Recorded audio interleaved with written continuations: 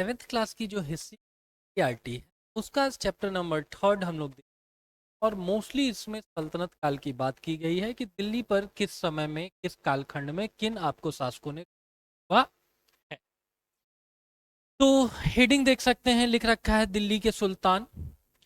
लिखा हुआ है कि 12वीं सदी के मध्य में तोमरों को अजमेर के चौहानों ने पराजित किया और ये वही चौहान हैं जिन्हें चाहमान नाम से भी जाना जाता है। ठीक है, तो चाहमान लिखे या चौहान लिखे इससे कंफ्यूज है। तोमरों को क्या किया है, अजमेर के चौहानों ने पराजित कर दिया है। ठीक है, जैसे पृथ्वीराज चौहान वगैरह क्या थे, यही चाहमान या चौहान थे। इसी में एक और हिडन फैक्ट क्या है कि ये जो चौहान शासक लोग थे ये लोग कहां से रूल करते थे, तो अजमेर से रूल करते थे। और अगला फैक्ट कि भले तोमरों को हरा दिया गया लेकिन तोमरों और चौहानों के राज्यकाल में ही दिल्ली वाणिज्य का एक महत्वपूर्ण केंद्र बन गया। कौन सा वो राजवंश है जिसके समय पे सबसे पहली बार दिल्ली को इंपॉर्टेंस मिला है, तो ये यही तोमर लोग हैं और चाहमान लोग हैं। ठीक है, इस शहर में बहुत सारे समृद्धशाली जैन व्यापारी भी रहते थे जिन्होंने अनेक मंदिरों का निर्माण कराया और यहाँ देहलीवाल कहे जाने वाले सिक्के भी ढाले जाते थे। एग्जाम में आपसे पूछेगा कि देहलीवाल क्या है, तो ये सिक्कों का एक वैरायटी है। ठीक है, उसके अगले में देखिए क्या लिख रखा है कि दिल्ली के सुल्तानों ने भी ना अनेक समय पर यहाँ अनेक नगर बसाए हैं, जैसे कि देहली एक कोहना हो गया, सीरी हो गया या जहां पना हो गया। फॉर एग्जाम्पल जहां पना को बसाने वाला मोहम्मद बिन तुगलक था। ठीक है, और वहीं देहली एक कोहना जिसका शाब्दिक अर्थ हुआ पुरानी दिल्ली। तो ऐसा माना जाता है कि सल्तनत काल के जो आरंभिक शासक थे, चाहे वो कुतुबुद्दीन ऐबक हो या फिर आपको इल्तुतमिश हो, इन लोगों के समय में दिल्ली एक कोहना या पुरानी दिल्ली एग्जिस्ट करना शुरू की है। ठीक है, यहाँ पर कुछ फैक्चुअल जानकारी आपको दी गई है। ये फैक्चुअल जानकारी कि दिल्ली के शासक किस कालखंड में किन्होंने रूल किया हुआ है। तो तोमर लोग कब रूल करते थे, तो आरंभिक 12वीं शताब्दी से लेकर के 1165 तक करते थे। इसी में कोई अनंग पाल थे जो 1130 से 1145 तक रूल करते थे। हाउएवर ये बहुत इंपॉर्टेंट नहीं है। अगर एक कोई शासक जिनके बारे में आपसे एग्जाम में पूछा जा सकता है तो पृथ्वीराज चौहान है। 1175 से लेकर के 1192 तक ये रूल करते थे। ठीक है, और ये सेम व्यक्ति हैं जिन्होंने तराइन के प्रथम युद्ध में क्या किया है, मोहम्मद गौरी को हराया है। और दुर्भाग्यपूर्ण परिस्थितियों में जो 1192 का दूसरा तराइन का युद्ध है उसमें मोहम्मद गौरी से ये हार जाते हैं। दिल्ली के बिरला टेम्पल में अगर आप लोग जाएंगे तो वहां पृथ्वीराज चौहान की एक प्रतिमा भी है और उसके नीचे इनकी बड़ाई में तमाम बातें लिखी गई हैं कि इतने प्रभावशाली शासक थे, ऐसे थे वैसे थे, इनका शौर्य इतना तक फैला हुआ था। लेकिन नीचे कंक्लूडिंग लाइन में लिखा हुआ है कि अपनी गलती के कारण ये क्या किए हैं, मोहम्मद गौरी से हार गए हैं। अगर चाणक्य नीति के ऊपर ये व्यक्ति चला रहता और हाथ आए शत्रु को अभयदान इन्होंने नहीं दिया रहता तो कभी भी आपको फिर दिल्ली सल्तनत के आने वाले शासकों के बारे में हम लोग नहीं पढ़ रहे होते। ठीक है, तो पृथ्वीराज चौहान वगैरह की कहानी है, ये कालखंड जानेंगे। उसके अतिरिक्त जानेंगे कुतुबुद्दीन ऐबक जो कि सल्तनत काल में पहले मुस्लिम रूलर था। ये कब से कब तक है, 1206 से लेकर के 1210 तक। इसके अतिरिक्त एनसीईआरटी में बहुत कुछ अन्य नहीं दिया हुआ है, उसको भी जानेंगे। ये व्यक्ति कहां से रूल करता था, तो लाहौर से रूल करता था। ठीक है, इस व्यक्ति को दान देने के कारण क्या कहा जाता था, लाख बक्स कहा जाता था। इसके अतिरिक्त चौगान खेलते हुए ये व्यक्ति मरा है। चौगान आधुनिक पोलो का एक रूप माना जा सकता है। तो ये सब बातें एनसीईआरटी में नहीं दी गई हैं, बट फिर भी examination point of view say that these instances are quite important, and that's the exact reason कि I am saying again and again that while going through NCERTs you will be covering up, let's say, 30 to 40% syllabus of the UPSC and various PCS exams. ठीक है, तो कुतुबुद्दीन ऐबक कुछ 1206 से 1210 तक rule करता था, ये जानेंगे। इसके अतिरिक्त इल्तुतमिश कब से कब तक रूल करता था, तो 1210 से लेकर के 1236 तक, इसके बारे में जानेंगे। रजिया सुल्तान 1236 से 1240 तक, और ये पहली मुस्लिम शासिका थी आपको दिल्ली की। गयासुद्दीन बलबन 1266 से लेकर के 1287 तक रूल करता था, और इसी व्यक्ति ने अपने विरोधियों के कठोरता से दमन की नीति अपनाई, जिसको कि रक्त और लोहे की नीति कहा जाता है, the policy of iron and blood. कि आप मेरे अगेंस्ट जाएंगे तो हम अपना आयरन स्वॉर्ड यूज करेंगे, और बदले में आपका क्या होगा, ब्लड वगैरह निकलेगा। उसके अगले में देखिए, खिलजी वंश से संबंधित दो रूलर्स इंपॉर्टेंट हैं। जलालुद्दीन खिलजी 1290 से 1296, और ये ससुर था अलाउद्दीन खिलजी का, जिसको धोखे से मार करके अलाउद्दीन खिलजी राजा बनता है, और 1296 से लेकर के 1316 तक ये आदमी रूल करता है। खिलजियों के बाद कौन लोग आए हैं, तो तुगलक आए हैं, और तुगलकों में स्टैब्लिश करने वाला कौन सा व्यक्ति है, तो गयासुद्दीन तुगलक, जो 1320 से लेकर के 1324 तक रूल करता है। बेटा मोहम्मद तुगलक 1324 से 1351 तक रूल करता है, और सबसे आखिर में फिरोज शाह तुगलक, जो कि 1351 से 1388 तक रूल करता है। उसके आगे चले आइए तो अगले राजवंश में से सैयद राजवंश आता है, 1414 से लेकर के 1451 तक रूल करता है, जिसमें स्टैब्लिश करने वाले व्यक्ति का क्या नाम है, तो खिज्र खान। कम से कम ये ईयर याद रखें कि 1414 में आपको सैयद राजवंश की स्थापना की गई। सबसे आखिर में रूल करने वाले लोग कौन से हैं, तो लोधी लोग हैं। स्टैब्लिश करने वाला कौन सा व्यक्ति है, तो बहलोल लोधी है, ठीक है। और ये कब से कब तक ये डायनेस्टी आई है, तो 1451 से लेकर के 1526 तक। 1526 में क्या हुआ है, तो पानीपत का प्रथम युद्ध हुआ है, जिसमें बाबर जो है सो कि इब्राहिम लोधी को हरा देता है, ठीक है। अब क्या क्वेश्चन और आपसे एग्जाम में इससे संबंधित पूछा जा सकता है, देखिए। प्रारंभिक ये तुर्की शासक थे, ये लोग गुलाम वगैरह थे मोहम्मद गौरी के, वहां से कहानी आरंभ हुई है गुलाम वंश की। आगे जाकर के खिलजियों ने रूल किया है, गुलामों के बाद खिलजी आए हैं। उसके अगले कौन से आए हैं, तो तुगलक आए हैं, ठीक है। उसके अगले कौन आए हैं, तो सैयद आए हैं, और सबसे आखिर में कौन सा डायनेस्टी रूल किया है, तो लोधी रूल किए हैं, ठीक है। तो ये भी एक क्वेश्चन पूछने का तरीका हुआ। सबके फाउंडर्स का नाम पूछ देते हैं, जैसे खिज्र खान हम लोगों ने देखा, या बहलोल लोधी देखा, इस तरीके से। और इसके अतिरिक्त आपको इन राजवंशों का मोटे तौर पर कालखंड भी पता होना चाहिए, ठीक है। उसके अतिरिक्त इतिहास को जानने का, जैसे एक दिन हम लोग बात कर रहे थे कि कैसे इन सारे सुल्तानों के बारे में हम लोगों को पता चलता है, तो इनके कुछ अभिलेख होते हैं, उनसे सिक्के, जैसे देहलीवाल सिक्कों के बारे में हम लोगों ने देखा, या स्थापत्य के माध्यम से, जैसे शाहजहां और अकबर बहुत ज्यादा इंटरेस्टेड थे स्थापत्य कला में, इसीलिए आप देखेंगे कि शाहजहां ने क्या किया है कि बहुत लेविस आपको इमारतें बनवाई हैं, ठीक है। ताजमहल वगैरह हो गया, लाल किला वगैरह हो गया। वहीं औरंगजेब क्या था, बहुत रूढ़िवादी आदमी था, बहुत कंजर्वेटिव था, बहुत कम खर्चीला था, ठीक है ना। तो इसने कोई बहुत लेविस बिल्डिंग वगैरह नहीं बनाई है, ठीक है।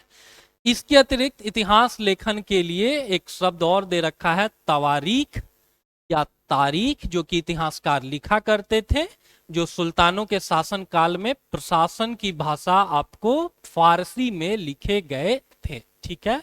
तवारीख पूछ लिया जाएगा कि क्या होता है, तो इन सुल्तानों का जो इतिहास था उसको तवारीख कहते हैं। और सल्तनत काल में कौन सी भाषा बहुत प्रोमिनेंट, बहुत सी प्रचलित थी, तो वो आपको फारसी भाषा है, ठीक है। इवन अंग्रेजों के आने के बाद भी ये जो भाषा है ना, ये काफी ज्यादा चर्चा में थी, काफी ज्यादा शासकीय कार्यों के लिए उपयोग में ली जाती थी, ठीक है। मुंशी प्रेमचंद ने भी फारसी वगैरह में बहुत कुछ लिखा हुआ है, ठीक है।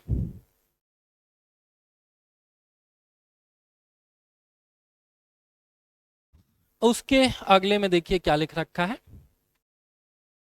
1236 में सुल्तान इल्तुतमिश की कोई बेटी थी रजिया, वो सिंहासन पर बैठती है। उस युग के कोई इतिहासकार थे मिन्हाज ए सिराज, जिन्होंने क्या लिखा हुआ है, एक और क्लास में हम लोगों ने देखा था कि तबकाते नासरी लिखा हुआ है। अक्सर एग्जाम में पूछ देते हैं कि तबकाते नासरी किसने लिखा हुआ है, तो ये सिराज की लिखी हुई किताब है, ठीक है। तो जो सिराज है उसने स्वीकार किया कि वह अपने सभी भाइयों से अधिक योग्य और सक्षम थी, लेकिन फिर भी वह एक रानी को शासक के रूप में मान्यता नहीं दे पा रहा था। ठीक है, उस समय रूढ़िवादिता और अपने चरम पर रही होगी। इस समय की तरह महिलाओं को एम्पल अपॉर्चुनिटीज नहीं मिलती होंगी। ठीक है ना। फिर भी अगर एक लड़की जो है सो कि अगर शासक बन पा रही है तो दैट मीन्स कि उसके अंदर कुछ ना कुछ योग्यता होगी।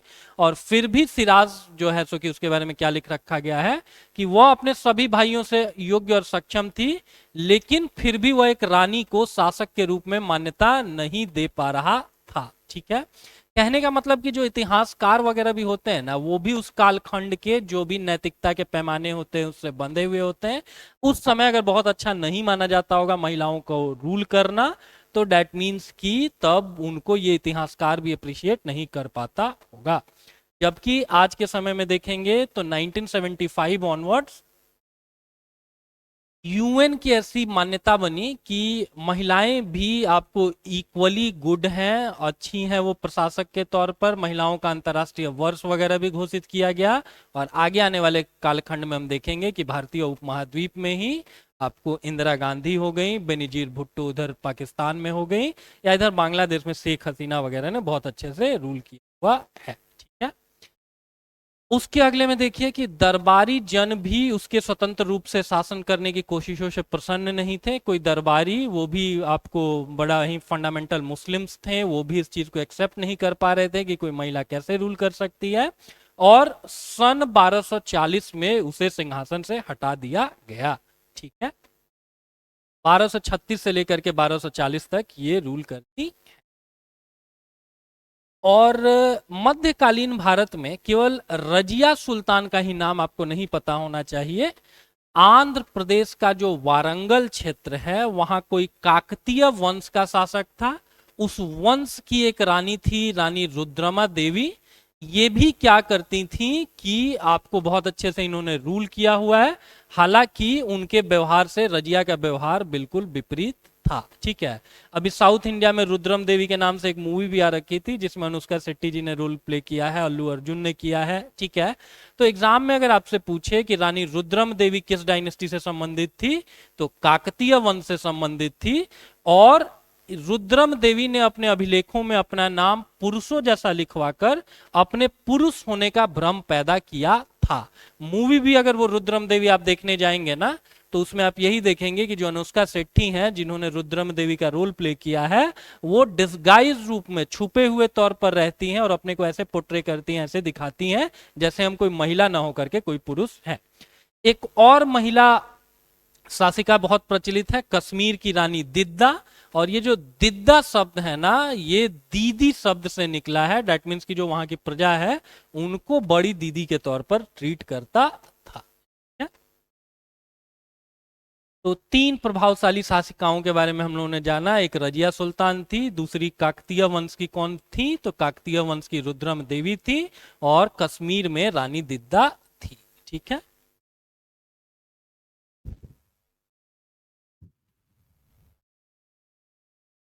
उसके अतिरिक्त एक और शब्द आप लोग जानेंगे, एग्जाम में पूछेगा कि गैरिसन शहर क्या होता है, तो किलेबंद बसाव जहां सैनिक रहते हैं। ठीक है, ये फोर्टिफाइड जगहें होती हैं जहां पर सैन्य टुकड़ियां रहती हैं। अभी की में बिहार के संदर्भ में भी देखेंगे तो यहीं पटना के बगल में आपको दानापुर दिखेगा, और दानापुर में भी बहुत सारी सैन्य टुकड़ियां रहती हैं, वहां पर भी हमारी आर्मी वगैरह का क्या है, बेस है। ठीक है, तो जो भी 13वीं सदी के आरंभिक वर्षों में दिल्ली के सुल्तानों का शासन गैरिशन, जो कि रक्षक सैनिकों की टुकड़ियों के निवास के लिए बने मजबूत किलेबंद शहरों को कहा जाता है, उससे परे शायद ही कभी फैला हो। ठीक है, एक टर्म याद रखेंगे, गैरिशन। गैरिशन मतलब किलेबंद जगह हुई जहां पर सैन्य आपकी टुकड़ियां रहती हैं। अब चूंकि ये विभिन्न जगहों से तुर्की मूल के लेट से गुलाम डायनेस्टी के लोग अगर आए हैं या बाहर से आए हैं, तो भारत की आम जनता को लेकर के ये बड़े आश्वस्त नहीं थे।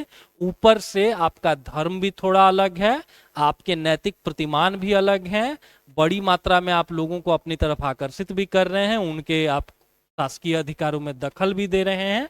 तो इसका मतलब जनता की तरफ से भी विरोध होता होगा, और विरोध होने के कारण ही क्या करेंगे, सुरक्षा कारणों से आप अपने आप को कॉन्फाइन कर लेंगे, आप अपने को क्या कर लेंगे, एक सीमित दायरे तक ही रहेंगे, कहीं बहुत अपने राज्य में स्वच्छंद विचरण करने नहीं जाएंगे। ठीक है, तो वही लिख रखा है कि गैरिसन शहरों से बाहर ये लोग कहीं पे भी नहीं जाते थे, जो भी आरंभिक सुल्तान थे, और रीजन यही हो सकता है कि आपको अपनी आंतरिक सुरक्षा के भंग हो जाने का खतरा बना रहा होगा।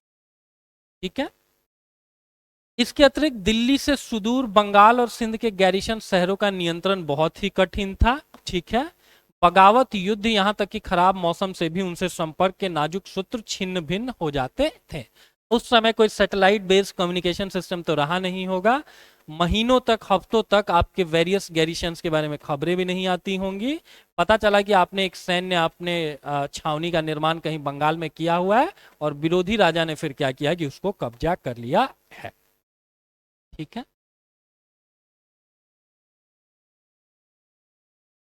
इसके अतिरिक्त कम से कम गंगा यमुना दोआब की कहानी हम लोग जानेंगे। गंगा यमुना के का जो दोआब है, दोआब मतलब होता है दो नदियों के बीच का क्षेत्र। ठीक है, तो हर साल उपजाऊ मिट्टी बाढ़ के साथ आकर के बहती होगी, और इन सारी जगहों पर डिपॉजिट होती होगी, और जो भी क्षेत्र दो नदियों के बीच में अवस्थित होगा, ऑफ कोर्स इसका मतलब ये हुआ कि दोनों तरफ से उपजाऊ मिट्टी आकर के यहाँ पर बसेगी, और इसी के कारण ये क्षेत्र ओवरऑल क्या होगा, यहाँ पर प्रोडक्टिविटी और प्रोडक्शन इनहेंस हो जाएगा, अधिक उत्पादकता देखने को मिलेगी। उत्पादकता मतलब कम जमीन पर ही आपको अच्छा उत्पादन देखने को मिलेगा। ठीक है, तो ऐसी जगहों के महत्व को सबसे पहली बार अलाउद्दीन खिलजी ने आपको समझाया, और अलाउद्दीन खिलजी क्या करता है कि इस सारी जगहों को राज्य के प्रत्यक्ष नियंत्रण में ले लेता है। तो ये जो भी आरंभिक शासक आए होंगे, इन्होंने क्या करना शुरू किया कि गंगा यमुना के दोआब से जंगलों को साफ कर दिया, जो भी शिकारी, संग्राहक तथा चरवाहे लोग थे उनको पर्यावास से क्या कर दिया गया होगा, निकाल दिया गया होगा, खदेड़ दिया गया, और वो जमीन किसानों को दे दी गई, और कृषि कार्य को प्रोत्साहन दिया गया, और व्यापार मार्गों की सुरक्षा और क्षेत्रीय व्यापार की उन्नति की खातिर नए किले और शहर भी बनाए बसाए गए। ठीक है, लास्ट क्लास में भी थोड़ा हम लोग बात कर रहे थे कि जितना हम लोग जितने आधुनिक होते जाते हैं, वैसे वैसे टर्शियरी सेक्टर का महत्व बढ़ता है, और जितने हम लोग आदिम बने रहते हैं, जो कि उस समय की कहानी रही होगी, तो उस समय आर्थिक गतिविधियों का प्रमुख स्रोत क्या रहा होगा, प्राथमिक क्षेत्र रहा होगा, जिसका सबसे एसेंशियल कंपोनेंट क्या है, तो कृषि है। तो राजा को अगर अपने राज्य को उन्नत करना है ना, तो उसको प्राइमरी सेक्टर को ही डेवलप करना होगा, and that's the exact reason की लिख रखा है कि जो भी वहां पे जंगल वगैरह थे उनको काट डाला गया ताकि उनसे खेत बना दिया जाए। उन जगहों के इर्द गिर्द रहने वाले जो भी आपको चरवाहे होंगे या शिकारी होंगे उनको खदेड़ दिया गया, किसानों को प्रोत्साहित किया गया कि चलो तुमको मुफ्त में वहां जमीन देते हैं, साफ वाफ करके देते हैं, बदले में तुमको क्या करना होगा कि साल दर साल हमको भू राजस्व देना होगा। ठीक है, उसके अगले में कि कौन सा दिल्ली सल्तनत का सुल्तान है जिसने दक्षिण भारत को टारगेट किया, तो देख सकते हैं क्या लिख रखा है यहाँ कि अलाउद्दीन खिलजी के शासनकाल में दक्षिण भारत को लक्ष्य करके सैनिक अभियान शुरू किए गए, और ये अभियान मोहम्मद तुगलक के दौर में अपनी चरम सीमा पर पहुंचे हैं। वो कहानी शायद आप सबको पता होगी कि मोहम्मद बिन तुगलक क्या करता है कि वो दिल्ली से इस चीज का प्रयास करता है कि साउथ इंडिया को कंट्रोल करने के लिए और मंगोलों के आक्रमण से अपने को बचाने के लिए अपनी कैपिटल दक्षिण भारत में दौलताबाद की तरफ शिफ्ट करने का प्रयास करता है। हालांकि जिस तरीके से सांकेतिक मुद्रा चलाने का उसका ये एक्सपेरिमेंट असफल था, वैसे ही दिल्ली से दौलताबाद राजधानी जो शिफ्ट करने का प्रयास किया गया वो भी असफल रहा, और 2 सालों में पुनः सुल्तान क्या करता है कि वापस दिल्ली ही आ जाता है। तो एग्जामिनेशन पॉइंट ऑफ व्यू से आपको क्या जानना है, अलाउद्दीन खिलजी क्या करता है कि साउथ इंडिया को पेनिट्रेट करने का प्रयास करता है, फर्दर इस काम में कौन लगता है, तो मोहम्मद बिन तुगलक लगता है।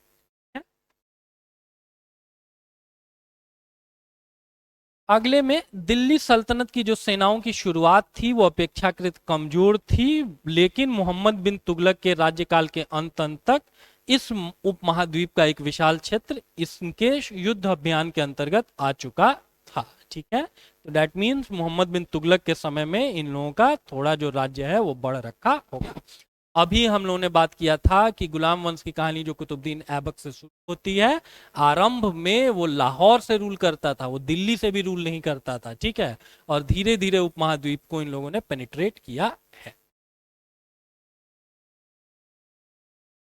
उसके अगले में देखिए क्या लिख रखा है। 12वीं सदी के आखिरी दशक में बनी कुव्वत उल इस्लाम मस्जिद तथा उसकी मीनारे। ठीक है, जो पहला व्यक्ति था गुलाम वंश में से कौन सा था, तो वो आपको था कुतुबुद्दीन ऐबक, और इसी ने कुव्वत उल इस्लाम मस्जिद का निर्माण किया, जिसका मतलब होता है पावर ऑफ इस्लाम। इस व्यक्ति को एक और चीज के निर्माण के लिए जाना जाता है, इसने 2.5 दिन का झोपड़ा बनवाया अजमेर में।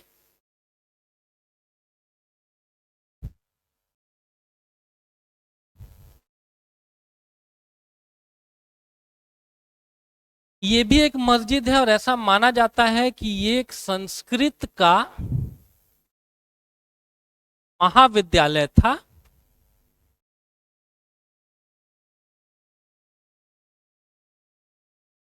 विग्रह राज 4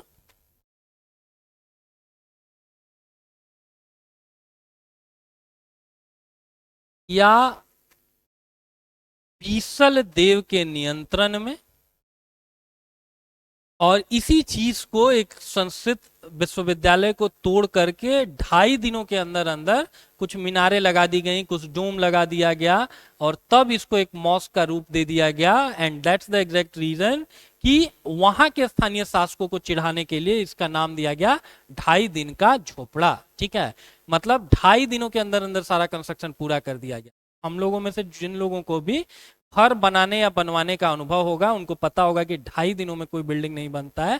2.5 दिनों में आप दूसरी की जगह को ही कैप्चर करके थोड़ा इधर उधर करके आप क्या कर सकते हैं, वहां पर कंस्ट्रक्शन कर सकते हैं। एग्जामिनेशन पॉइंट ऑफ व्यू से जानिए, कुव्वत उल इस्लाम और 2.5 दिन का झोपड़ा आपको किसने बनवाया है, कुतुबुद्दीन ऐबक ने बनवाया है। और इस मॉस्क के बारे में जानेंगे कि इस मस्जिद का निर्माण, देखिए क्या लिख रखा है, इस मस्जिद का इल्तुतमिश और अलाउद्दीन खिलजी ने और विस्तार किया। ठीक है, और मीनार जो थी उसको 3 सुल्तानों कुतुबुद्दीन ऐबक, इल्तुतमिश और फिरोज शाह तुगलक द्वारा बनवाया गया। ठीक है, तो कहने का मतलब ये है, यहां तक के डिस्कशन से हमने क्या सीखा, कुव्वत उल इस्लाम बनाने वाला कौन सा व्यक्ति है, कुतुबुद्दीन ऐबक। लिटरल मीनिंग इसका क्या होता है, इसका मतलब होता है इस्लाम की ताकत। ठीक है, लेकिन चूंकि 4 साल ही इस व्यक्ति ने रूल किया, तो 4 साल ही रूल करने के कारण आगे आने वाले समय में कुछ कंस्ट्रक्शन का काम किसने किया, इल्तुतमिश और अलाउद्दीन खिलजी ने किया, और मीनारे बनाने में कुतुबुद्दीन ऐबक, इल्तुतमिश और फिरोज शाह तुगलक ने भी कुछ कंट्रीब्यूट किया है। इसका मतलब ये कह सकते हैं हम कि ये जो कुतुब मीनार है, इसको बनाने में 4 शासकों ने महत्वपूर्ण भूमिका निभाई है। एक देख सकते हैं आपको कुतुबुद्दीन ऐबक हुआ, फिर इल्तुतमिश दूसरा, अलाउद्दीन खिलजी तीसरा, और फिरोज शाह तुगलक चौथा। ऐसे ही ट्रिकी क्वेश्चंस आपसे एग्जाम में पूछे जाएंगे। ठीक है, गॉन आर द डेज जब आपसे केवल ये पूछेगा कि किसने आरंभ किया या किसने बनवाया, which is of course Qutub Aibak. लेकिन इसको कंप्लीट करने में 3 और शासकों ने भी इंपॉर्टेंट रोल प्ले किया, और उनका नाम भी आपसे पूछेंगे। ठीक है, उसके अगले में देखिए, किसी बेगमपुरी मस्जिद के बारे में लिख रखा है और मोहम्मद तुगलक का नाम लिख रखा है। दैट मीन्स इसको बनाने वाला कौन सा व्यक्ति है, तो मोहम्मद तुगलक है। ठीक है, उसके अतिरिक्त कुछ और जानेंगे। देखिए क्या लिख रखा है, मस्जिद अरबी का एक शब्द है जिसका शाब्दिक अर्थ है ऐसा स्थान जहां जो मुसलमान हैं वो अल्लाह की आराधना में सजदा करते हैं। सजदा मतलब घुटने और माथा टेकना। ठीक है, सजदा करवाने का काम बाय द वे बलवन भी करता था अपने सामने। ठीक है, वो अपने जितने भी दरबारी थे उनको अपना सबॉर्डिनेट बना करके रखना चाहता था। डेली अपने सामने झुकाता था कि भैया ईश्वर जो है बाद में होंगे, तुम्हारे लिए साक्षात ईश्वर अभी हम ही हैं। ठीक है, तो एग्जामिनेशन पॉइंट ऑफ व्यू से जानेंगे, मस्जिद एक अरेबिक वर्ड है जिसका शाब्दिक अर्थ होता है ऐसा स्थान जहां मुसलमान क्या करते हैं, अल्लाह की आराधना में सजदा करते हैं। सजदा करना का मतलब क्या होता है कि आपको घुटने टेकना है, सरेंडर करना है सामने वाले के सामने। ठीक है, और एक फैक्ट और हम आपको बताए हैं कि ये आपको बलबन भी करवाता था। ठीक है, इसके अतिरिक्त जानेंगे कि जामा मस्जिद या मस्जिद जामी वो मस्जिद होती है जहां अनेक मुसलमान एकत्र होकर के साथ साथ में नमाज पढ़ते हैं। ठीक है, जैसे दिल्ली के जामा मस्जिद का निर्माण किसने किया है? तो शाहजहां ने किया है। जो सबसे अधिक सम्माननीय और विद्वान पुरुष होता था, जो इनका स्पिरिचुअल लीडर होता था, उसको क्या कहा जाता है? इमाम। और इमाम का लिटरल मीनिंग ही होता है लीडर। लीडर किस मामलों में? धार्मिक मामलों में। ठीक है, और जो इमाम होता था ना, ये शुक्रवार की नमाज के दौरान खुतबा भी देता था। और खुतबा मतलब क्या हुआ? धर्मोपदेश देता था। आज के समय में भी देखेंगे कि जहां पर भी आपको शुक्रवार की नमाज थोड़ी ज्यादा इंपॉर्टेंट होती है, बहुत से लोग कम से कम इसको मिस नहीं करते हैं, तो उस दिन जो भी वहां के स्पिरिचुअल लीडर होते हैं वो खुतबा देते हैं। दैट मीन्स कि थोड़ा धर्मोपदेश देते हैं। ठीक है, तो नई वाली एनसीईआरटीज में बहुत ईयर वगैरह नहीं दे रखा है, लेकिन ये छोटे छोटे टर्म्स आप जरूर जानेंगे। जैसे कि यहाँ पर एक सजदा हम लोगों ने देखा, ये पूछ देंगे। इसके अतिरिक्त मस्जिद एक अरेबिक शब्द है, ये पूछ देंगे। ऐसा ही एक शब्द दे रखा है किबला। किबला क्या होता है? तो मक्का की ओर की दिशा। ठीक है, मक्का की ओर की दिशा को क्या बोलते हैं? किबला कहते हैं। And that's the exact reason कि उसी दिशा के तरफ मुंह करके जो मुस्लिम कम्युनिटी के लोग हैं वो नमाज वगैरह पढ़ते हैं। इसके अतिरिक्त खुतबा एक शब्द है, इसको जानेंगे, और इमाम एक शब्द है, इसको भी जानेंगे। ठीक है,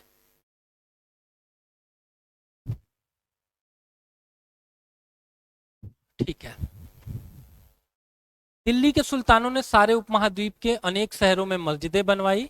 इससे उनके मुसलमान और इस्लाम के रक्षक होने के दावे को बल मिलता है। ये भी ध्यान में रखेंगे कि इस्लाम इनके पहले आ चुका था। केरल के जो मुस्लिम्स हैं वो दुनिया के सबसे पुराने मुस्लिमों में से उनको गिना जाता है, और ऐसा माना जाता है कि इस्लाम धर्म के उदय के 100 सालों के अंदर अंदर ही वो लोग आकर के केरल में बस गए थे। ठीक है, लेकिन ये जो इन्वेडर्स हैं आपको सल्तनत काल के, ये चूंकि बाहर से आए थे, इनको अपने को लेजिटिमाइज करवाना था।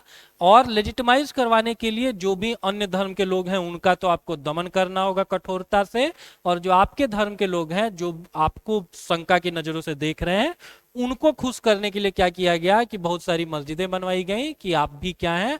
मेरे धर्म के ही लोग हैं। So that's the exact reason that you should be supporting me in this आपको रिलीजियस वॉर। ठीक है, तो बहुत सारी मॉस्क वगैरह का निर्माण करवाया गया, उसको देखेंगे।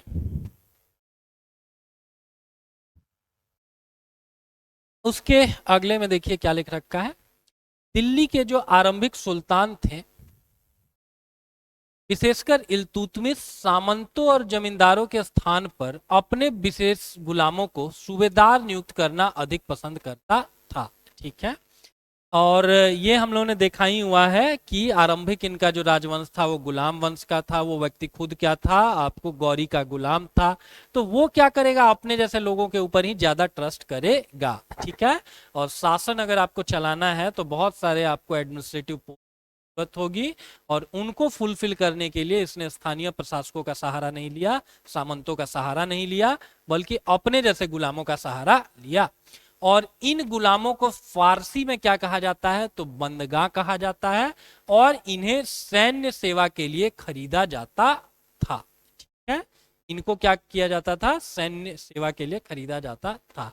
ऐसा ही एक गुलाम जो है सो कि खरीदा गया था अलाउद्दीन खिलजी के द्वारा, जिसने उसको दक्षिण भारत को कॉन्कर करने में सहायता की, और उसका नाम आप लोग क्या कर सकते हैं? कमेंट करके हमको बता सकते हैं। बहरहाल बंदगा जानेंगे। बंदगा मतलब गुलाम होते हैं। ठीक वैसे ही अगर एग्जाम में आपसे पूछें कि दीवाने बंदगा मतलब क्या हुआ,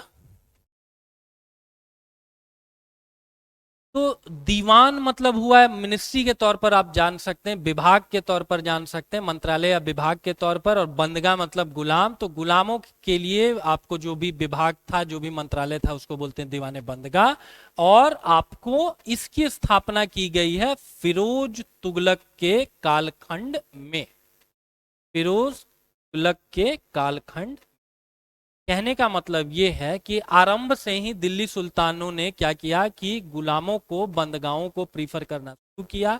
इनकी संख्या धीरे धीरे प्रशासन में बढ़ती गई होगी और फिरोज तुगलक के आने के समय इनकी संख्या इतनी बढ़ गई होगी कि इनके वेलफेयर के लिए या इनको मेंटेन करने के लिए ये आपको एक अलग से क्या करना होगा, विभाग बनाना होगा, विच वॉज कॉल्ड दीवाने बंदगा। और किसके समय में ये आपको अस्तित्व में आया है, तो फिरोज तुगलक के समय में अस्तित्व में आया है। यहाँ पर कुछ लिख रखा है कि सुल्तानों को सलाह दी जाती थी कि गुलामों को आपको केयर करना है, ठीक है ना, उनको अपने बेटों से बढ़कर पालना पोसना है। उसके अगले में देखिए क्या लिख रखा है, गुलाम और आश्रित अपने मालिकों और संरक्षकों के प्रति तो वफादार रहते थे मगर उनके उत्तराधिकारियों के प्रति नहीं। नए सुल्तानों के अपने नौकर होते थे, फलस्वरूप किसी नए शासक के सिंहासन पर बैठते ही प्राय नए और पुराने सरदारों के बीच टकराहट शुरू होती थी। आपका अगर कोई खास है, आपका खरीदा हुआ गुलाम या बंदगा है, तो वो केवल आपके प्रति ही लॉयल होगा, उससे आप ये नहीं उम्मीद कर सकते हैं कि आपके आने वाले जो उत्तराधिकारी हैं उनके प्रति भी वो इतना ही लॉयल होगा।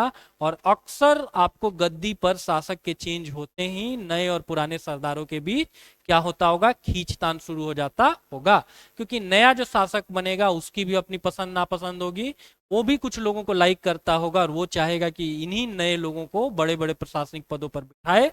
उन प्रशासनिक पदों पर जिनमें पहले से ही कुछ लोग बैठे हुए हैं, तो इन्हीं ऑफिशियल पोस्ट को लेकर के, एडमिनिस्ट्रेटिव पोस्ट लेकर के आपको खींचतान शुरू हो जाती होगी। आज के समय में भी देखेंगे कि एसडीएम या डीएम की पोस्टिंग को लेकर के आप अक्सर देखेंगे कि एक खींचतान चलती है, तो वैसा ही कुछ भी होता होगा। उसके अगले में देखिए क्या लिख रखा है, एक ऐसा शासक भी था मोहम्मद तुगलक जिसने इस चीज की परवाह नहीं की कि उच्च प्रशासनिक पद किस व्यक्ति को देना है, वो एक उच्च कुलीन व्यक्ति है या नहीं, क्योंकि पुराने समय में उच्च कुलीन होने को बहुत ज्यादा मान्यता दी जाती थी।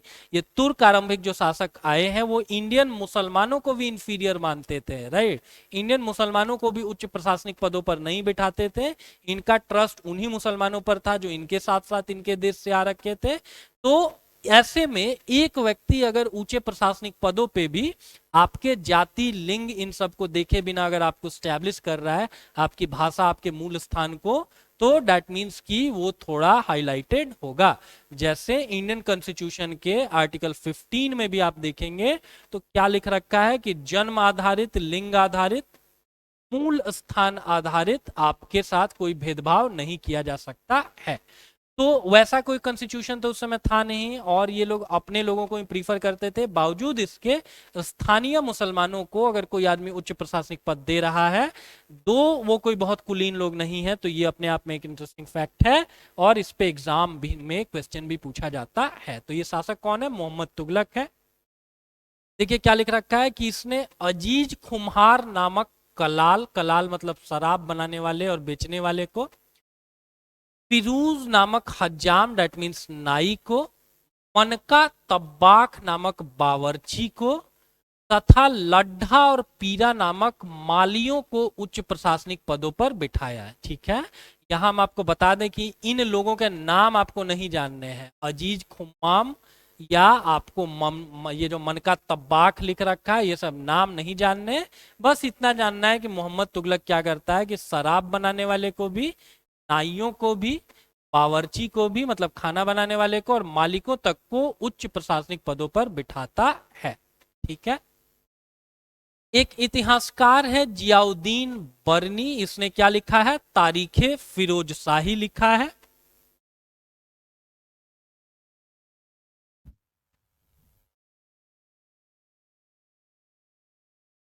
और तारीखे फिरोज शाही किसकी कहानी होगी, किसके कालखंड का इतिहास होगा, तो फिरोज शाह तुगलक का। और फिरोज शाह तुगलक कब रूल करता है, तो मोहम्मद बिन तुगलक के जाने के बाद, इसका ही वो भाई वगैरह था। ठीक है, तो जियाउद्दीन बरनी क्या बोलता है कि कम कुलीन लोगों को अगर आप सत्ता पर बिठाएंगे तो आपके राजवंश का नाश हो जाएगा। ठीक है, तो अभी जो इंडिया के बड़े बड़े इतिहासकार हैं जो बहुत ज्यादा ये बर्नी वगैरह को या मिन्हाज सिराज को बहुत ज्यादा मान्यता देते हैं, कोई मान्यता देने की जरूरत नहीं है। देख सकते हैं कि इतना घटिया आदमी है कि एक सामान्य वर्ग से निकले हुए व्यक्ति को ये उच्च प्रशासनिक पदों पर देख भी नहीं सकता है। ठीक है, पता नहीं ऐसे हिस्टोरियंस को हम लोग क्यों फालतू में इतना ज्यादा इंपॉर्टेंस देते। ठीक है, उसके अगले में देखिए क्या लिख रखा है कि पहले वाले सुल्तानों की तरह ही खिलजियों ने और तुगलकों ने क्या किया कि भिन्न आकार के इलाकों को सूबेदार के रूप में, सेना नायकों को क्या करना शुरू किया गया, भिन्न इलाकों के सूबेदार के रूप में नियुक्त करना आपको प्रारंभ किया गया।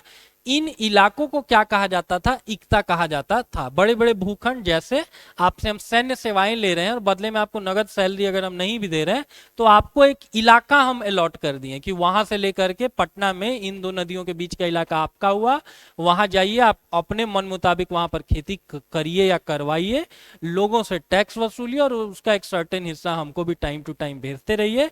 साथ ही साथ आपको एक स्टैंडिंग आर्मी, एक स्थायी सेना भी मेंटेन करनी है, और आपको क्या करना है कि जब भी युद्ध वगैरह होगा तो आपको हमको एड या हेल्प करना है। ठीक है, तो ऐसी जमीनों को क्या कहा जाता था, इक्ता। इसको संभालने वाले जो लोग थे उनको क्या कहा जाता था, इक्तेदार या मुक्ति कहा जाता था। मुक्ति का क्या फर्ज होता था कि आप एक सैन्य अभियान का नेतृत्व भी करें, अपने इलाके में कानून और व्यवस्था भी मेंटेन करें, और जो भी आप सैन्य सेवाएं राजा को दे रहे हैं उसमें वेतन के रूप में मुक्ति अपने इलाकों से राजस्व की वसूली किया करते थे। ठीक है, तो एक तीर से तीन आपको काम हो जाते थे सुल्तानों की। एक तो उस इलाके में लॉ एंड ऑर्डर भी मेंटेन होगा, डिसेंट्रलाइज तरीका हुआ ये शासन करने का, सैन्य अभियान में मदद करने के लिए आपको कुछ सैनिक भी मिल गए, एंड अपार्ट फ्रॉम दैट वहां पर आपको लॉ एंड ऑर्डर भी मेंटेन होगा, भू राजस्व भी कलेक्ट होगा, और उसी में से कुछ भू राजस्व आपको भी मिल रहा होगा।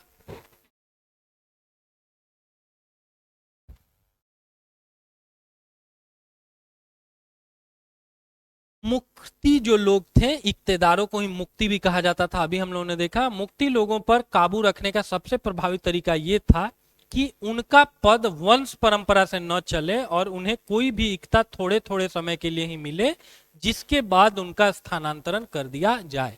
आज के समय में भी देखेंगे ना, तो ऑल इंडिया सिविल सर्विसेज जो रूल है वो बताता है कि स्थायी पोस्टिंग एक जगह पर किसी आप एक अधिकारी की बड़े लंबे कालखंड के लिए मत करिए।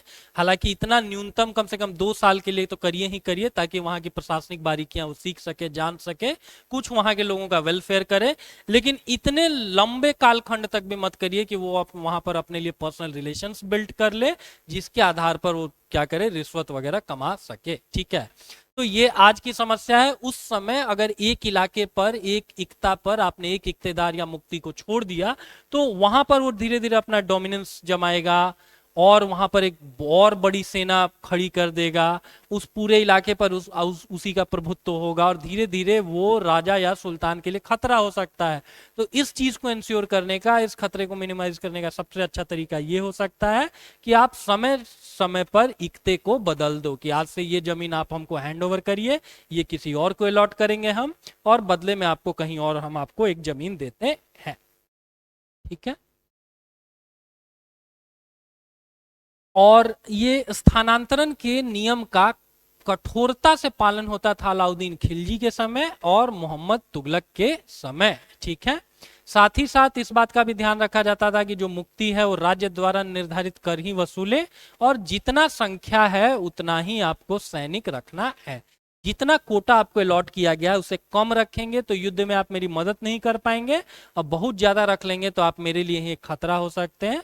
तो उस सिपाहियों की संख्या को भी कमोबेश हमको बैलेंस करना है। उसके अगले में कौन सा शासक है जिसने आपको भू राजस्व के निर्धारण और वसूली के कार्य को राज्य अपने नियंत्रण में सीधे तौर पर ले आया? तो अलाउद्दीन खिलजी है। स्थानीय सामंतों से कर चुकाने का अधिकार छीन लिया गया, बल्कि स्वयं उन्हें भी कर चुकाने के लिए बाध्य किया गया। इसके पीछे की ये कहानी है कि अलाउद्दीन खिलजी मंगोल आक्रमणों से काफी आशंकित रहता था, और मंगोल आपको जो भी आक्रमणकारी हैं वो दुनिया में उस समय सबसे फियर, सबसे क्रूर, सबसे अत्याचारी माने जाते थे। उनसे बचने के लिए इसको एक बड़ी भारी सेना रखनी पड़ी। बड़ी भारी सेना रखेंगे तो उसको खिलाने के लिए आपको बहुत ज्यादा उसको आपको पैसे भी देने होंगे और उसका पेट भरने के लिए टाइमली उसको आपको खाना भी देना होगा। मजदूर वर्ग बहुत लेट से रिवोल्ट करेगा, लेकिन सैनिक जिसके हाथ में खुद तलवार है, जो खुद लड़ने भिड़ने का काम जानता है, अगर उसको टाइमली आपने पेमेंट नहीं दिया, आपने खाना नहीं दिया, तो वही आपके खिलाफ रिवोल्ट कर देगा। तो इससे बचने के लिए जो गंगा यमुना का उपजाऊ दोआब का क्षेत्र है, उसको अपने डायरेक्टली कंट्रोल में लाया अलाउद्दीन खिलजी। वहां पर भू राजस्व की दर 50% नियत कर दिया और कड़ाई से इस टैक्स को उसने वसूला। अगर किसी सामंत के वो भरोसे छोड़ देता, तो जैसे अंग्रेजों के शासनकाल में जमींदार आपको क्या हुए हैं, संपन्न हुए हैं, वैसे ही उस समय भी होता कि स्थानीय जो सामंत हैं वो अपनी तिजोरियां भरते हैं, राजा के पास बहुत कम पैसा आता।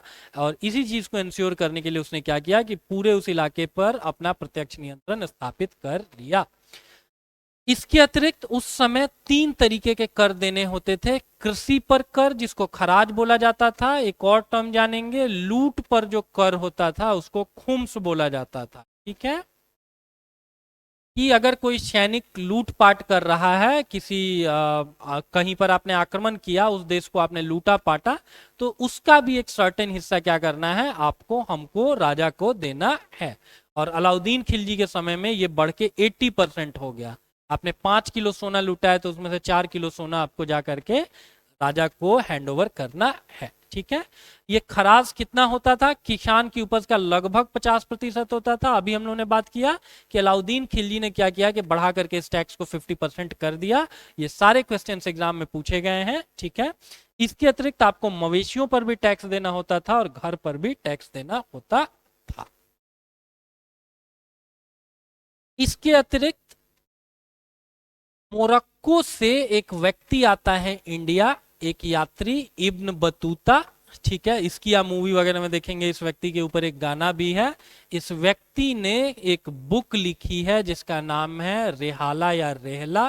ठीक है, ये किस शासक के समय में आया है, तो मोहम्मद बिन तुगलक के कालखंड में ये इंडिया आया है।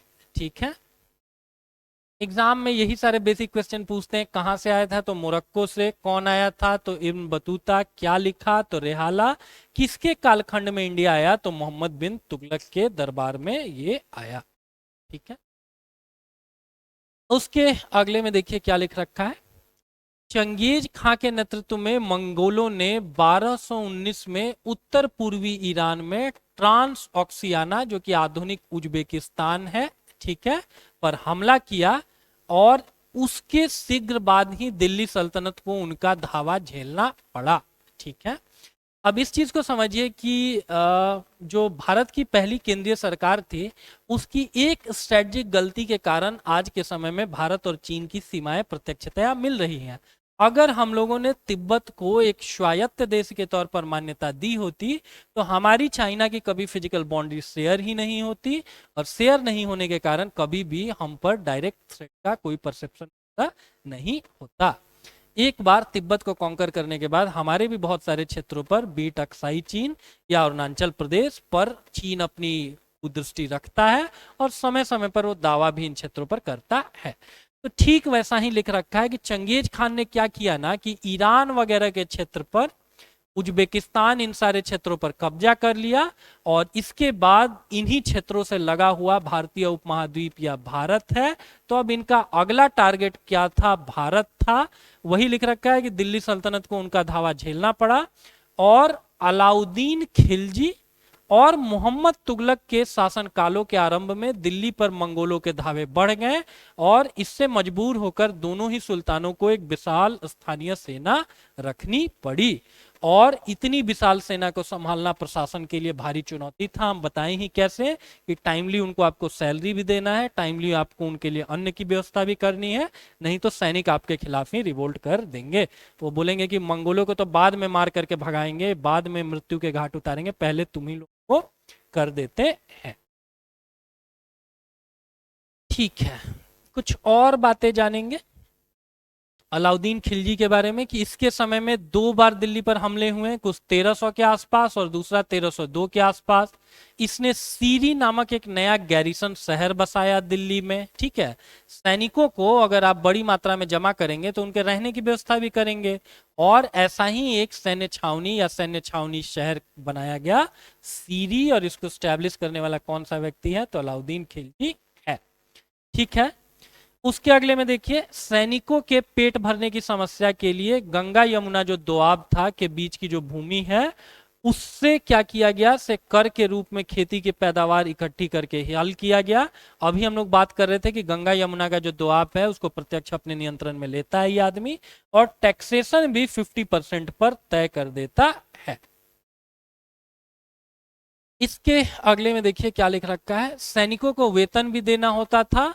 अलाउद्दीन ने क्या इंश्योर किया कि सैनिकों को इकता के स्थान पर नगद वेतन वो दे, और नगद वेतन अगर आप देंगे लोगों को तो नगद वेतन देने का एक फायदा भी है, एक नुकसान भी है। फायदा ये है कि सामने वाला आदमी उस चीज को बहुत इजीली मैनेज कर सकता है। 50 किलो अनाज की जगह ना 5,000 रुपया पर्स में डालना ज्यादा आसान होता है, उसको इजीली आप मोबिलाइज कर देंगे।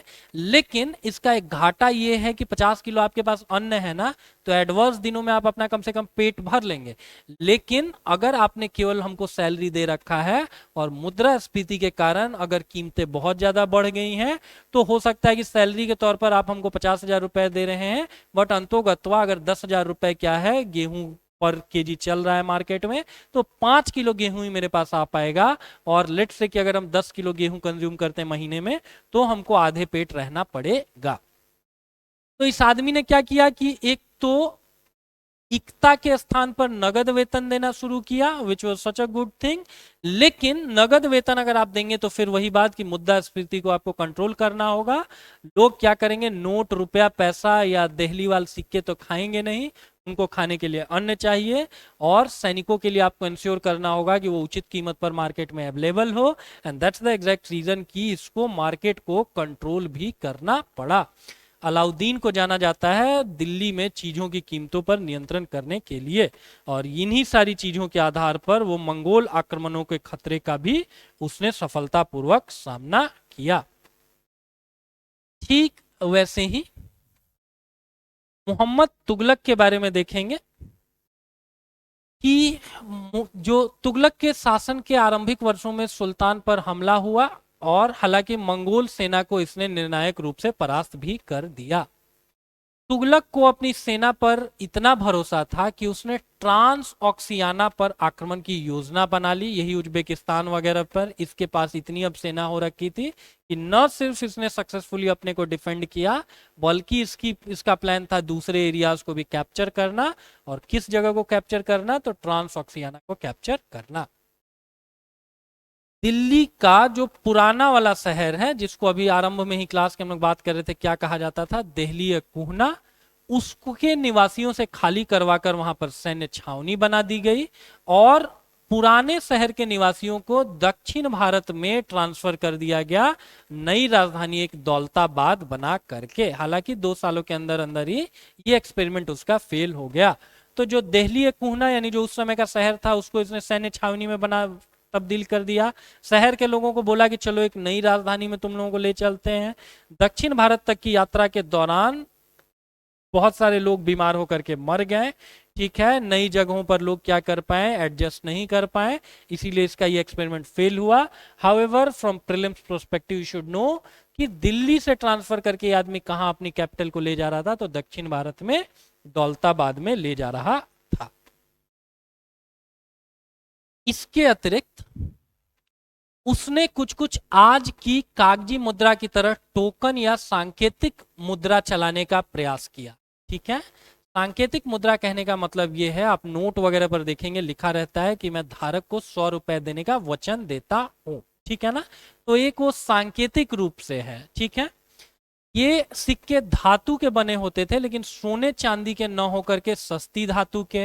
अब सोने चांदी की इतनी ज्यादा मान्यता इसीलिए है क्योंकि उसमें जंग नहीं लगता है, वो टाइम टेस्टेड होता है, बहुत लंबे कालखंड तक उनको आप संरक्षित रख सकते हैं। लेकिन इसने क्या किया कि कांसे के या पोटीन वगैरह के सिक्के चलाए, जो टाइम के साथ साथ क्या होंगे, 5-10 सालों में खराब हो जाएंगे। तो एक तो लोग उनको एक्सेप्ट नहीं करेंगे, बहुत ज्यादा उनको लेना नहीं चाहेंगे। ठीक है। 14वीं सदी के लोगों को इस मुद्रा पर भरोसा नहीं था। एक तो सोने चांदी का क्या स्पेशल फीचर होता है ये हम लोगों ने जाना। दूसरा कि ये जो कांसा हो गया या पोटीन हो गया, ये लोगों के पास इजीली अवेलेबल था, तो हम अपने घर में ही सिक्का बना करके चला देंगे, ठीक है ना। तो वो कितना ऑथेंटिक होगा इसको लेकर के कोई भी आदमी श्योर नहीं होगा। अच्छा, लोग इतने चतुर थे कि अपने सोने चांदी के सिक्कों को बचाकर रख लेते थे और अपने तमाम कर इसी टोकन मुद्रा से ही चुकाते थे, क्योंकि उनको पता था लोगों के पास बहुत एक अच्छी प्रज्ञा, अच्छा बुद्धि विवेक होता है। उनको पता था कि ये सिक्के आज न कल तो जाने वाले हैं। आपने जबरदस्ती कर रखा है कि एक सोने का सिक्का इक्वल टू एक तांबे का सिक्का, लेकिन कल को तांबे का जो सिक्का है वो प्रचलन से हटेगा और फिर यही सोने का सिक्का आएगा, तो सोने के सिक्के को लोग क्या करते थे, बचा करके रख लेते थे। इसके कारण, और तांबे के सिक्के की ऑथेंटिसिटी, उसके ऊपर लोगों का ट्रस्ट नहीं था, तो दोनों तरफ से ये व्यवस्था आपको फेल कर गई। अर्थशास्त्र में एक नियम होता है, ग्रेशम का नियम।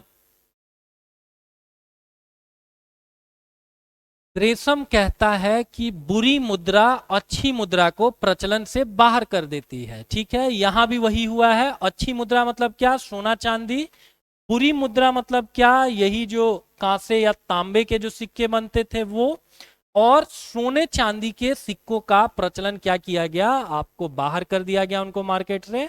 और मार्केट में केवल क्या बच गए थे, आपको कांसे या तांबे या अन्य धातुओं के सिक्के, जिसके ऊपर अर्थव्यवस्था का या उस समय के लोगों का बहुत ट्रस्ट नहीं था।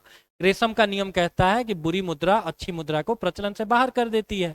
इस चीज को अगर आपको इंश्योर करना है तो मार्केट में आप चले जाइए, और आई एम क्वाइट श्योर कि हम में से किसी के पास भी अगर 10 रुपए के दो नोट हैं, एक बहुत नया नोट है, एक बहुत पुराना नोट है, तो हम लोग क्या करेंगे कि हर जगह पुराने वाले नोट को देने का प्रयास करेंगे और नए वाले नोट को अपनी जेब में रखेंगे। जिसको हम वो नोट देंगे वो आदमी भी यही इंश्योर करेगा, वो भी अपने पास से अच्छे वाले ताजे वाले नोट बचा करके रखेगा और खराब वाले नोट मार्केट में आगे सर्कुलेट करेगा। और ये प्रोसेस लॉन्ग रन में क्या होगा ना, कि आप मार्केट में देखेंगे कि केवल आपको फटे नोट ही दिख रहे हैं, अच्छे नोट लोगों ने दबा करके रखे हुए हैं। तो दिस इज कॉल्ड ग्रेशम का नियम। और ग्रेशम के इसी नियम के अंतर्गत क्या हुआ है कि मोहम्मद बिन तुगलक की सांकेतिक मुद्रा की जो योजना थी वो असफल हो गई है। ठीक है, तमाम कर क्या करते थे, इसी टोकन मुद्रा से आपको भर दिए जाते थे। ठीक है, उसके द्वारा उठाए गए प्रशासनिक कदम बेहद असफल थे, जैसे कि सांकेतिक मुद्रा भी हम लोगों ने देखा असफल हुआ। ये भी हम लोगों ने बात कर लिया कि दिल्ली से दौलताबाद आपने कैपिटल को शिफ्ट तो कर दिया, बट ग्रेजुअली 2 साल के अंदर अंदर ही वापस आपको दिल्ली आना पड़ा है। ठीक है, तो उसने तुरान या ईरान पर हमला करने का इरादा भी छोड़ा, अपनी विशाल सेना को भंग भी कर दिया। दौलताबाद ले जाए जाने से बहुत से लोग नाराज थे। करों में वृद्धि और गंगा यमुना के दोआब में अकाल से विक्षुब्ध जनता बगावत पर उतर आई और मोहम्मद बिन तुगलक को अंततः टोकन मुद्रा भी वापस लेनी पड़ी। ठीक है, इसको कैपिटल भी वापस दिल्ली बुलाना पड़ा है, सांकेतिक मुद्रा भी वापस लेनी पड़ी है। और इस आदमी का एक एग्जैक्ट स्टेटमेंट भी है कि मेरे राज्य में हर जगह अव्यवस्था फैली हुई है। एक जगह कुछ हम अच्छा करने जाते हैं तो हमको पता चलता है 5 जगह और अव्यवस्था फैल चुकी। तो ये कुछ चीजें थी। उसके अगले में देखिए क्या लिख रखा है, तुगलकों के बाद 1526 तक, जब तक पानीपत का पहला युद्ध नहीं हुआ है, दिल्ली तथा आगरा पर सैयद तथा लोधी वंशों का आपको राज्य रहा है। आगरा शहर को कौन स्टेब्लिश किया है, 1504 में कोई सिकंदर लोधी ने स्टैब्लिश किया है, जो मुगलों की आपको आरंभिक राजधानी वगैरह भी रही हुई है। ठीक है, तब तक जौनपुर, बंगाल, मालवा, गुजरात, राजस्थान तथा पूरे दक्षिण भारत में स्वतंत्र शासक उठ खड़े हुए थे। ठीक है, ये लोधी वगैरह उतने स्ट्रांग नहीं रह गए थे। और जब तक मुगलों ने, अकबर ने, या आगे आने वाले शाहजहां ने, जहांगीर ने, औरंगजेब ने बहुत स्ट्रांगली इन सारे इलाकों को अपने कब्जे में नहीं लिया है, तब तक ये जिन जगहों का नाम लिखा हुआ है इन लोगों ने अपने को स्वतंत्र रखा है। ठीक है। बीच में एक छोटा सा और राजवंश आता है, जैसे देख सकते हैं कि शेर शाह सूरी 1540 से 1545 तक बिहार में रूल करता था। ठीक वैसे ही हुमायूं 1530 से 1540 तक, जो चौसा और फिर कन्नौज के युद्ध में हारता है शेर शाह सूरी से, और आपको इस देश को ही छोड़ करके चला जाता है, और 1555 और 56 में फिर से वापस आता है, बस 1 साल के लिए। और 1 साल में ही क्या होता है, दीन पनाह नामक शहर में लाइब्रेरी की सीढ़ियों से गिर करके ये आदमी की मृत्यु हो जाती है। हुमायूं नामा नाम से एक किताब लिखी गई है, हुमायूं की ही बहन गुलबदन बेगम ने, क्या थोड़ा इंटरेस्टिंग सा नाम है, गुलबदन बेगम, इन्होंने क्या लिखा हुआ है, हुमायूं नामा लिखा हुआ है। ठीक है। तो सूरी वंश कब तक रूल करता है, तो केवल 15 सालों तक रूल करता है। शेरशाह सूरी के बाद इस्लाम शाह इनका बेटा था, 10 साल तक रूल करता है, और 1555 आते आते क्या होता है, ये राजवंश भी खत्म हो जाता है।